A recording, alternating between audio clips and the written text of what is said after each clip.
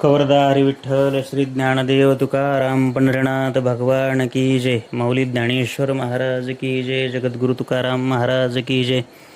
श्री संत मोतीराम महाराज की जय. गुरुवर अमृतकर माऊली महाराज की जय. सदा नाम घोष करो हरिकथा, तेणे सदा चित्ता समाधान. सर्व सुखल्यालो सर्व अलंकार, आनंदे निर्भर डुल्लत असो ऐसा कोठे आठवची नाही, देहीच विदेही भोगुदशा. तुका म्हणे आम्ही झालो अग्निरूप, लागून येदी पाप पुण्यांगा. सर्व सुखल्यालो सर्व अलंकार, आनंदे निर्भर डुल्लत असो. नमो सद्गुरु तुकया ज्ञानदीपा, नमो सद्गुरु सच्चिदानंद रूपा, नमो सद्गुरु भक्त कल्याणमूर्ती, नमो सद्गुरु भास्करा पूर्ण कीर्ती. चातुर्मास प्रवचन सेवेमध्ये चालत असलेला आपला अभंग, सदा नाम घोष करू हरिकथा, तेणे सदा चित्ता समाधान.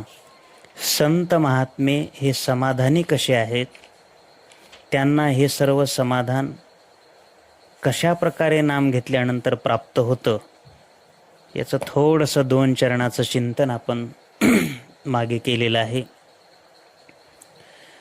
आणि 3ऱ्या चरणाचा आपला प्रवास चालू आहे. असो ऐसा कोठे आठवची नाही, देहीच विदेही भोगुदशा. मी कुठं आहे त्याची सुद्धा त्याला आठवण राहत नाही. असा तो एक वेगळा भगवंताचा अलौकिक भक्त आहे. देहात राहून विदेही स्थितीचा आनंद हे संत महात्मेच घेऊ शकतात. देहाला राहून विदेही अवस्था प्राप्त होणं किती किती कठीण आहे महाराज. तुम्हा आम्हाला शक्य आहे का हो? याला प्रमाण आहे महाराज. मुळात देहाशीच त्यांचा संबंध नाही, म्हणून देहात राहून विदेही अवस्था. लक्षात आलं का? ज्ञानोबराय वर्णन करतात, देहात राहून विदेही अवस्था कशी काय हो? तर तुम्हा आम्हाला ते देहात दिसतात, पण खऱ्या अर्थानं ते विदेही असतात, नाही का? ते वर्तत दिसती देही, परी ते देही ना माझ्या ठाई, आणि मी तयाच्या हृदयी समग्र असे. अर्जुना, असं ते देहात वर्णन करीत असले, देहात जरी वर्णन करीत दिसले तरी ते देही नसतात. देहातून जे अलिप्त आहेत, भगवान परमात्मा स्वतः सांगतात महात्म्याचं लक्षण, संत देहीची विदेही भोगुदशा. हा एक महात्म्याचा मुद्दा आहे. ते देहात आहेत, पण देहाबद्दल तादात्म्य नाही. तादात्म्य नसेल तर माणूस त्यात असूनही नसतो. देहावर जर तादात्म्य नसेल, मनुष्य देहात असून देहात नसतो. लक्षात आलं ना? कीर्तनात असलेला माणूस त्याचं चित्त जर इथं नसेल, प्रवचनात असलेला माणूस त्याचं जर चित्त इथं नसेल, तर तो इथं नसल्यामध्ये जमा आहे. बरोबर आहे की नाही? आता तुम्ही नव्हता इथे, तुमचं लक्ष घरी होतं. देह इथं बसला म्हणून तुम्ही इथे आहात असं सिद्ध होत नाही. तुमचं अंतःकरण कोण्या दृष्टीनं कोण्या ठिकाणी आहे, तिथे तुम्ही आहात. लक्षात आलं ना? बरोबर आहे की नाही? लक्षात आलं ना तुमच्या? कीर्तनात बसणं, प्रवचनात बसणं आणि एखादी गोष्ट घरी करायची विसरणं. रात्री झोपल्यानंतर लाईट चालू करून जर झोपलो तर मीटरचं बिल किती येईल रे बापा, म्हणून हे आठवण प्रवचनात करायला लागला एखादा मनुष्य.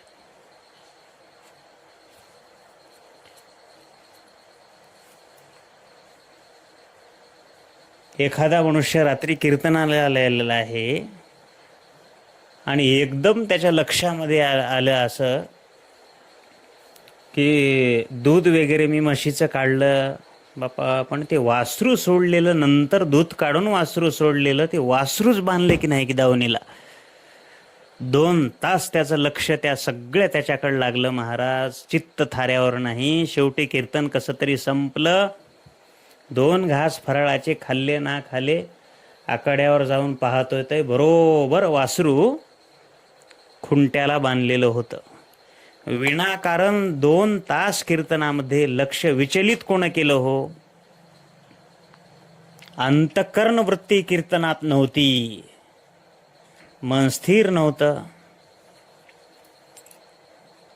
म्हणून तात्पर्य, जरी कीर्तनामध्ये प्रवचनामध्ये बसलेला असला तरी तो तिथे नाहीये. कीर्तनात बसलेला आहे, प्रवचनात बसलेला आहे, पण चिंतन सगळं घरचं चाललेलं आहे. तरी जो या देहावरी उदास वैसिया परी, उखिता जैसा विढारी बैसविला आहे. असा देहावर उदास कसा आहे, बिढारी बैसला आहे. ते कळलं ना तुम्हाला? हे तुमचं गाव. गावातील धर्मशाळेमध्ये एखादा प्रवासी आला आणि सकाळी तो निघून गेला. तो प्रवासी पांतस्थ कधी विचार करतो काय हो, या घरची प्लॉटची साईज किती असेल, काय गुंट्यानं घेतला असेल, किती गुंट्याचा प्लॉट असेल, किती रुपये दिले असतील, हा प्लॅन कोण बांधला असेल, इंजिनियरनं बांधला असेल का, कॉन्ट्रॅक्टर मिस्त्री कोण असेल, ह्याला सिमेंट किती लागला असेल, खडी किती लागली असेल, वाळू किती लागली असेल, खडक किती लागला असेल, आता या घरात कोण राहत असेल, या घराचा मालक कोण असेल, असा विचार करतो काय होतो पांतस्थ. नाथ महाराज अभंगामध्ये सांगतात, वस्ती कर वस्ती आला, प्रातःकाळी उठवून गेला, तैसे असावे संसारी, जोवरी प्राचीनाची दोरी. संत महात्मे सांगतात, तुम्ही तैसे राहा. कैसे राहा? प्रवासी येतो, धर्मशाळेत थांबतो, आणि त्याच धर्मशाळेची काही संबंध न ठेवता सकाळी आपोआप आनंदाने निघून जातो. तसा महात्मा या देहामध्ये राहतो आणि या देहासंबंधानं काही अशा प्रकारे संबंध ठेवत नाही. देहीच विदेही भोगू दशा. देहाशी संबंध नाही. त्याला ऊन लागलं काय, या देहाला ऊन लागलं काय, या देहाला तहान लागली काय, या देहाला भूक लागली काय, या देहाला थंडी वाजली काय, काही त्यांना लागत नाही. तुकोबारायांचं बघा ना, तुकोबारायांच्या सर्वांगावर माशा येऊन चिटकल्या, एकाही माशीला काही केलं नाही तुकोबारायांनी. तादात्म्य संबंध नाही. एवढंच काय, श्री संत मोतीराम महाराज पायामध्ये दुख झालं, आळ्या झाल्या 2-4, त्या आळ्याला साखर ठेवायची मोतीराम महाराजांनी, पुन्हा पट्टी बांधून ठेवायची. देहाला वाटेल ते हो, अशी देहाची स्थिती आहे. म्हणून महाराज म्हणतात, देहीच विदेही भोगू दशा, असो ऐसा कोठे आठवची नाही. काय खातो आम्ही कासया संगाती. त्यांचं खाण्यावर सुद्धा लक्ष नाही हो. आम्ही काय खातो, कशाबरोबर खातो, हे आम्हाला कसं लागतंय. एकदा काय झालं, तुकाराम महाराजांचे मेहुणे तुकोबरायाच्या घरी आले. बऱ्याच दिवसानंतर भाऊ आल्यामुळं जिजाबाईंना अशा प्रकारचा मोठा आनंद वाटलेला आहे. आणि मग जिजाबाईनं विनंती केली, महाराज तुम्ही आज भंडाऱ्या डोंगरावर, कोणत्याही डोंगरावर जायचं नाही, आपल्या घरी पाहुणे आलेले आहेत आणि माझ्या भावासाठी मी सुंदर स्वयंपाक करणार आहे, तुम्ही बाहेर कुठेही जायचं नाही, पुरणपोळीचा बेत करणार आहे. तुकोबारायांनी विचारलं, कोण पाहुणा आलेला आहे? कोण आलेला आहे? अहो असं का करताय? तुमचा मेहुणा आलेला आहे. महाराजांनी सांगितलं, आमचे सोयरे कोण आहेस जिजे सांगू का तुला? जे भगवंताचा आठव करतात ते खरे आमचे सोयरे. ते माझे सोयरे सज्जन संगाती, नाम आठविती विठोबाचे. आपला सोयरा म्हणजे कोणता सोयरा? तो तर माझा सोयरा नाही. बिगर माळकडी माझा सोयरा नाही. म्हणून ज्यांच्या गळ्यामध्ये माळ नाही, बुक्का नाही, गंध नाही, ते आपले सोयरे नाहीत. लक्षात ठेवा बरं का. हे काय कामाचे असले, लाख श्रीमंत असले तरी काय कामाचे आपल्या? हे आपले सोयरे नाहीत. ते माझे सोयरे सज्जन संगाती, पाय आठविती विठोबाचे किंवा नाम आठविती. ते माझे सोयरे कोणते? नाम आठविती विठोबाचे. विठोबाचं जे नाम घेतात. सांग, तुझा भाऊ गंध लावतो का? वारी करतो का भगवंताची? माळ घातलेली आहे का त्यानं? हे सगळं विचारलं जिजाबाईंनी. सांग, हे सगळं करतो का? एकादशी करतो का? का तसाच फिरतो?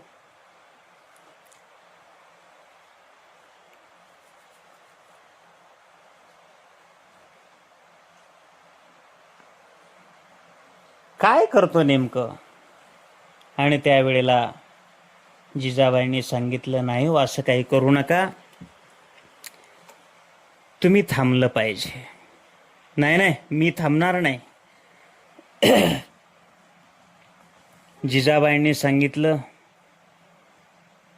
पहा, मी कधीच तुमच्याकडे काही मागितलेलं नाही. तुम्हाला या ठिकाणी थांबावं लागेल. माझा भाऊ आलेला आहे. तुम्ही या ठिकाणी भजन करा. काही एक काम करू नका. तुळशी समोर बसा, भजन करा.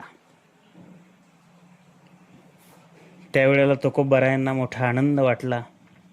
जिजाबाई घरी थांबा म्हणते आणि भजन करा म्हणते. एवढा मोठा आनंद झाला महाराज. तुळशी वृंदावनाच्या समोर बसले महाराज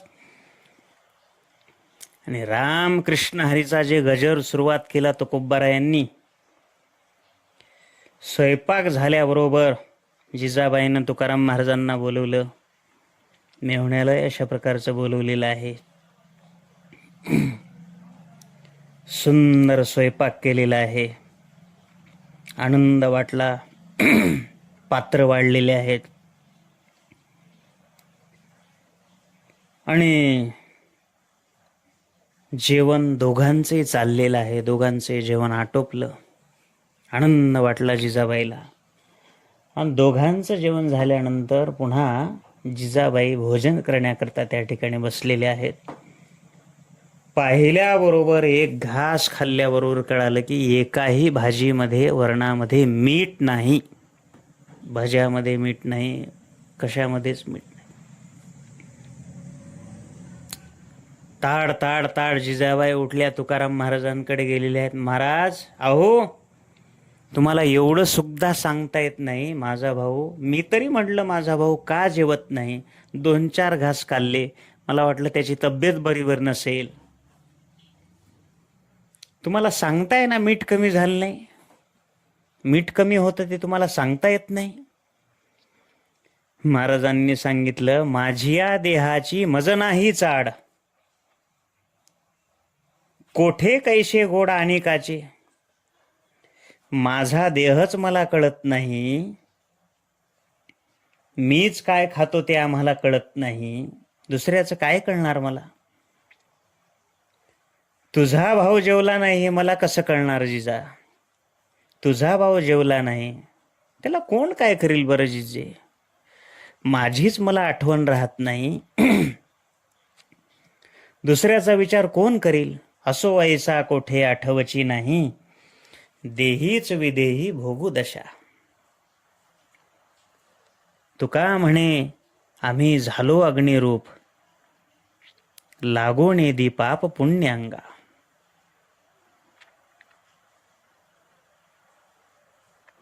आम्ही काय खातो ते आम्हाला कसं लागतं हे काही कळत नाही. आणि म्हणून आमची अवस्था अग्निरूप अशा प्रकारची झालेली आहे. याचा शास्त्रानुसार विचार केला तर अत्यंत महत्त्वाचा आहे. अग्निरूप झालो म्हणजे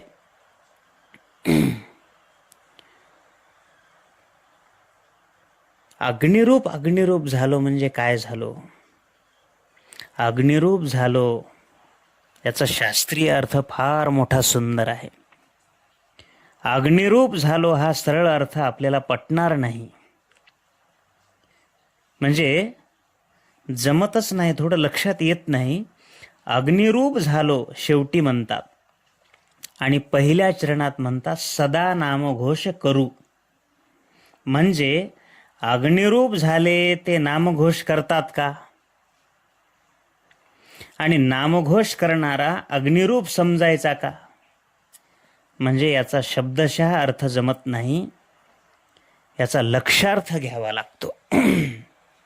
काय आहे लक्षार्थ? अग्निरूप झालो म्हणजे लोक तुम्हा आम्हाला जाळतात, तसं अग्निरूप होणं नाही. इथं जाळाचा संबंध नाही. पेटून दिलं, एकदा मेल्यानंतर पेटून दिलं, मग आपण अग्निरूप झालो. तो अग्निरूप या ठिकाणी घ्यायचा नाही. कोणता घ्यायचा? मग कोणता अग्निरूप? नामाला सुद्धा अग्नी म्हटलेला आहे. नामाला काय म्हटलेलं आहे? अग्नी. ज्ञानालाही अग्नी म्हटलेलं आहे. तेव्हा इथं अग्निरूप म्हणजे ज्ञानरूप झालो, नामरूप झालो. मग गोविंद ते काया, भेद नाही देवा तया. याला नामरूप म्हणजे अग्निरूप, नामालाही अग्निरूप असं म्हटलेलं आहे. तृण अग्नी मेळे समरस झाले, तैसे नामे केले जपता हरी. अनंत जन्माचं पाप जळतं म्हणून त्याला अग्निरूप म्हटलेलं आहे. नाम संकीर्तन साधन पै सोपे, जळतील पापे जन्मांतरीचे. पापाला जाळलं म्हणून नाम हे अग्नी आहे बरं का. मग अग्नी आहे नाम, तेव्हा अग्निरूप म्हणजे आम्ही नामरूप बनलो, म्हणजे अग्निरूप बनलं म्हणून म्हणतात, असं म्हणतात. तुका म्हणे आम्ही झालो अग्निरूप, आम्ही अग्निरूप झालो. आणि ज्ञानालाही अशा प्रकारचं अग्निरूप म्हटलेलं आहे. ज्ञानाग्नी सर्व कर्माणी भस्मसात कुरुते तथा. इथं भगवान गीतेत सांगतात ज्ञान अग्नी आहे आणि ज्ञानाग्नीमुळे कर्माचे व्यवहार भस्म होत असतात. म्हणून आम्ही अग्निरूप झालो, ज्ञानरूप झालो. ते चालते ज्ञानाचे बिंब, तयाचे अवयव तरी सुखाचे कुंभ. ज्ञानरूप संत झाले, नामरूप झाले, ज्ञानरूप म्हणजे अग्निरूप अशा प्रकारचं. कळलं ना? आता लागो नेदी पाप पुण्यांगा, याचा अर्थ काय करायचा? वास्तविक विहित कर्म केलं तर पुण्य लागेल आणि निषिद्ध कर्म केलं तर पाप लागेल, असा स्वभाव आहे प्रत्येकाचा, असा शास्त्रीय नियम आहे. पण महाराज म्हणतात आम्ही कर्म करून अंगाला पाप पुण्य सुद्धा लागू देणार नाही. याचा अर्थ काय? याचा अर्थ असा की आम्ही कर्म करू पण आम्हाला पाप पुण्य लागणार नाही. कारण कर्माचे दोन प्रकार सांगितलेले आहेत. एक निर्हेतुक कर्म आणि दुसरं आहे सहहेतुक कर्म. हेतू ठेवून केलेलं कर्म पाप पुण्याला प्रसवू शकत नाही.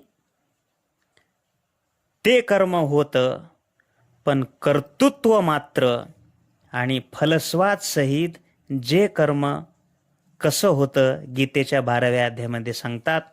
सर्व कर्म फल त्यागम ततः करुय यतात्मवान. इथे कर्मत्याग नाही, फलत्याग आहे. यावर ज्ञानेश्वर महाराजांची ओवी आहे. भगवान म्हणतात, अर्जुना, वेळूच्या झाडाला फळं कसं येतात रे? त्याला काळे, हिरवे, पिवळे, गुलाबी, कुठं गोल असं पाहिले नाही कधी.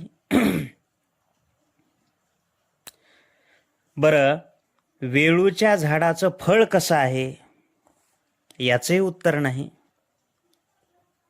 कारण प्रश्नच चुकीचा आहे. काही काही माणसं असं म्हणतात ना, महात्मा गांधी म्हातारपणामध्ये केसासाठी कोणता कंगवा वापरत होते? हा प्रश्न चुकीचा आहे की नाही हो? मी कशाकरिता बोललो? वेळूच्या झाडाला फळही नाही. अर्जुना हा फलत्यागू, आवडे फिर असलगू, परी योगा माझी योगू, धुरेची हा. येणे फल त्यागे सांडे, ते ते कर्म न विरूढे, एकची वेळे वेळू झाडे वांझे जैशी. वेळूचं झाड वाळतं पण फला वाचून, महात्म्याचं कर्म होतं पण फला वाचून. याला म्हणतात कर्म निर्हेतुक बुद्धीनं कर्म. या कर्मातून पाप पुण्य निर्माण होत नाही. निर्हेतुक कर्म केल्यानंतर पाप पुण्य निर्माण होत नाही आणि हेतुपूर्वक कर्म केल्यानंतर पाप पुण्याचा उदय निश्चित अशा प्रकारचा होत असतो. म्हणून संत महात्मे हे निर्हेतुक अशा प्रकारचं कर्म करीत असतात. आणि या कर्मातून पापपुण्य निर्माण होत नाही. म्हणून आम्ही जे कर्म करतो अशा बुद्धीनं कर्म करतो. म्हणून तुका म्हणे, आम्ही झालो अग्निरूप, लागो नेदी पाप पुण्यांगा, सर्व सुखल्यालो सर्व अलंकार, आनंदे निर्भर डुल्लत असो. तेव्हा ज्या महात्म्यांनी अशा प्रकारचं म्हटलेलं आहे, आम्ही सदा नाम घोष करू हरिकथा, तेणे सदा चित्ता समाधान, असं ज्या अर्थी म्हटलेलं आहे, शुद्ध अंतःकरणानं भगवंताचा नामघोष आपण सर्वांनी केला पाहिजे. अशा प्रकारे प्रार्थना करून आजच्या सेवेला या ठिकाणी विराम. पुंडलिक वरदारी विठ्ठल.